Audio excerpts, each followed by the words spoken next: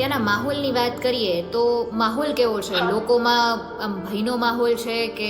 તો અહીંયા તો આજે એવું છે કે આજે જાણે હોલી છે તો લોકો એના સેલિબ્રેશન ની અત્યારે ચિંતા કરતા છે એવું ઓકે. બધું. ત્યાંની સિસ્ટમ કઈ રીતે વર્ક કરે છે અત્યારે? જેટલા બી ડિપાર્ટમેન્ટ છે ને જાણે ઇફ તમને ક્યાંય જવા નથી મળતું તેની માટે બી એક અલગ નંબર છે. તમે ક્યાંય હેરાન થાવ છો તો એની માટે બી એક અલગ નંબર છે, જેથી કરીને એક કે બે નંબર ઉપર બધા ફોકસ ના કરે. નમસ્કાર કૃપા મેમ, સ્વાગત છે તમારું ઓવર રાજકોટના પ્લેટફોર્મ પર. ઓકે, હાય ડિયર, કેમ છો તમને? બસ એકદમ મજામાં. ખાસ તમારી સાથે અત્યારે એટલે જોડાયા છીએ કે દુબઈની પરિસ્થિતિની વાત કરવી છે. આપ અત્યારે દુબઈમાં છો, તો સૌથી પહેલા તો એ કે આપ અત્યારે કયા વિસ્તારમાં છો ત્યાં? ઓકે, અત્યારે હું બર દુબઈમાં છું, જે દુબઈનો એક પ્રોપર એરિયા છે, બર દુબઈ કહેવામાં આવે છે. તો હું બર દુબઈમાં છું, જ્યાં આપણા લોકોની બહારની કોમ્યુનિટી વધારે ત્યાં રહી છે, અહીંના લોકલ્સ નથી. ઓકે, ત્યાંની અત્યારની પરિસ્થિતિનું શું કહેશો? ત્યાં આજુબાજુની પરિસ્થિતિ કેવી છે? અત્યારે જેમ કે એમ કહે છે કે મિસાઇલ્સ ને બધું દેખાય છે, અમારા એરિયા સાઈડ હજી આવ્યું નથી. અમારે નિયરેસ્ટ જોવા જાય ને તો જે એરપોર્ટ છે, જ્યાં પરમદી રાત્રે એકવાર અટેક થયો હતો ને કાલે સવારે બી, અમારે નિયર બાય ઈ જ છે અત્યારે ટર્મિનલ 3 પર જે 2 વાર હુમલા થયા ને, અને બાકીનું બધું થયું છે. બટ અત્યારે શું જોબ ને એ બધું થોડોક ટાઈમ હોલ્ડ ઉપર હતું કે જાણે બધાને એમ હોય કે બંધ થશે, ચાલુ રહેશે, માર્કેટ બી બધું હતું, તો લોકોએ શોપિંગ ને બધું કરી રાખ્યું કે જે આ બધી જરૂરિયાતની વસ્તુ છે. ઓકે, તો એ રીતનો આખો માહોલ હતો. ખાસ અત્યારે આપણે વાત કરીએ તો કયા વિસ્તારો અત્યારે વધારે સંવેદનશીલ છે, વધારે ઇફેક્ટિવ છે? ઓકે, તો અમારે જે સાઉથ સાઈડ નો એરિયા છે ને આખો, જેમ કે અહીંનો લક્ઝરિયસ એરિયા કહેવાય ને, જ્યાં અહીંના લોકો છે એ પ્રોપર અહીંના લોકલ છે, એ લોકો બી રહે છે અને બહારના લોકો બી જ્યાં વધારે વિઝિટ કરતા હોય એ આખો એરિયા છે. જેએલટી નો ને એ બધો એરિયા અહીંયા કહેવાય છે. ત્યાં વસ્તુ બની છે. એક તો આબુધાબી અમારું કેપિટલ છે, જી, એટલે ત્યાંથી નતું. પછી શારજા મોલ માં થયું હતું, શારજામાં બિગેસ્ટ મોલ એક છે એમાં થયું હતું. પછી જુમેરા હોટેલ છે, એ બી એ કઈ નહીં, લોકો મતલબ ખાલી જોવા માટે ત્યાં જાય છે કે હોટલ કેવી છે. ઓકે, પછી બુર્જ અલ અરબ છે, one of the expensive hotel છે વર્લ્ડમાં, ત્યાં બી થયું હતું. એટલે એ લોકોએ ટાર્ગેટ જે જગ્યા કરીને અમારી અહીંની બહુ ફેમસ હતી કે લોકો ત્યાં વર્લ્ડ ટૂર માટે ત્યાં જતા હતા. તો એટલે મેઇન પોઈન્ટ બધા ટાર્ગેટ કર્યા છે. મેઇન પોઈન્ટ બધા ટાર્ગેટ કર્યા છે એવું કહી શકીએ ને? હા હા હા.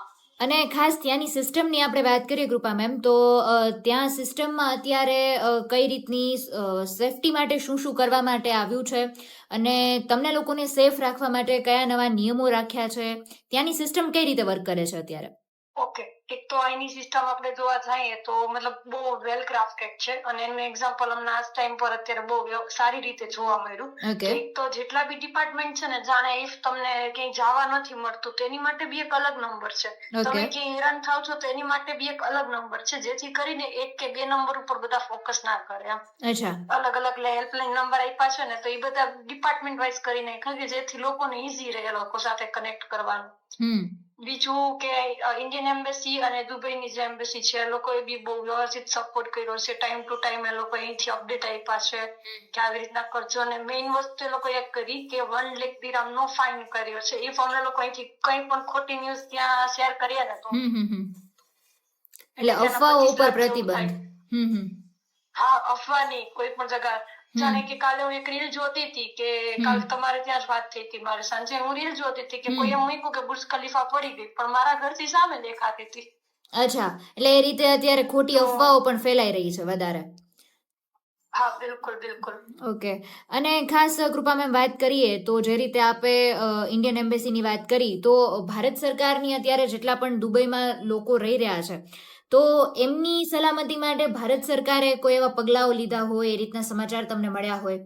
હા, એવી રીતના એક તો છે ને, આમાં મેઇન હેરાન થવા વાળા કયા લોકો હતા? એક તો જેની વિઝા કમ્પ્લીટ થતી હતી એ જ દિવસે, અને એક તો જે લોકો ફરવા આવ્યા હતા ને એની તેની રિટર્ન ની ટિકિટ હતી. આપણા ઇન્ડિયાના સમજે કે વર્લ્ડના કોઈ પણ ખૂણેથી આવ્યા હોય, બધા હેરાન તો થયા જ છે અહીંયા.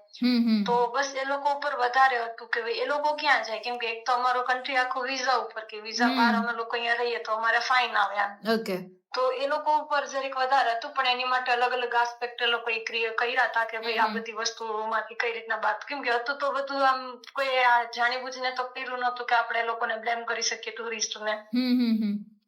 અને ખાસ અત્યારે ત્યાંના માહોલની વાત કરીએ તો માહોલ કેવો છે? લોકોમાં આમ ભયનો માહોલ છે કે એ કઈ રીતની પરિસ્થિતિ છે? ઓકે, હા. હવે હું છે ને, મેં તમને કીધું કે વર્ક દુબઈમાં રહું છું, તો એનું એક મીના બજાર કહેવાય છે, જે બહુ ફેમસ છે, કે બધા લોકો ટુરિસ્ટ અહીંયા આવતા હોય છે. તો હું એને નિયર બાય રહું છું. તો અહીંયા તો આજે એવું છે કે આજે જાણે હોલી છે, તો લોકો એના સેલિબ્રેશન ની અત્યારે ચિંતા કરતા હશે, એવું બધું. પણ આજે શું શાંત થઈ ગયું છે, અને અહીંથી બસ અહીંની પબ્લિક થોડી બધી ભેગી છે, અલગ અલગ અમારા સ્ટેટ ની ને કન્ટ્રી ની, મારા એરિયામાં. ઓકે. તો એ લોકો એનામાં આજે રૂટીનમાં છે. પણ એક છે કે જે ઓફિસીસ ને હતા, એ લોકોને બહુ મોટા કોર્પોરેટ ઓફિસ હતા, જે એ બધા એરિયામાં છે જ્યાં બધી અસર થઈ છે, એ લોકોને વર્ક ફ્રોમ હોમ આપી દીધું હતું. અને કોઈ બીજા બી અલગ અલગ હોય તો એને એવી રીતના, સ્કૂલ છે તેમાં બી ઓનલાઈન આવી ગયું છે અત્યારે 3 માર્ચ સુધીનું. બીકોઝ આજે ઘણી સ્કૂલમાં એરેબિકની એક્ઝામ હતી, તો એ બી પોસ્ટપોન થઈ છે. ઓકે. અને ખાસ એક આ વાત કરીએ તો ત્યાંની સિસ્ટમે અને ત્યાંના તંત્રએ તમને કોઈ પણ સાવચેત રહેવા માટેની વાત કરી હોય કે તમારે કોઈ નિયમોનું પાલન કરવાનું હોય, એ શું છે? એવા કોઈ નવા નિયમો છે? અમારા ફોનમાં કન્ટિન્યુ કોઈ ટાઈમ, મતલબ કોઈ આવર્સના ગેપ પર અમને લોકોને ફ્લેશ આખો મેસેજ આવે. આખો મતલબ વાઇબ્રેટ ન હોય ને તમારા ફોનમાં સિસ્ટમ, તો બી એની રીતે વાઇબ્રેટ છે ને પૂરો ફ્લેશ મેસેજ આવશે. જ્યાં સુધી તમે આખો રીડ નહીં કરો ને ઓકે નહીં કરો ને ત્યાં સુધી મેસેજ જશે બી નહીં.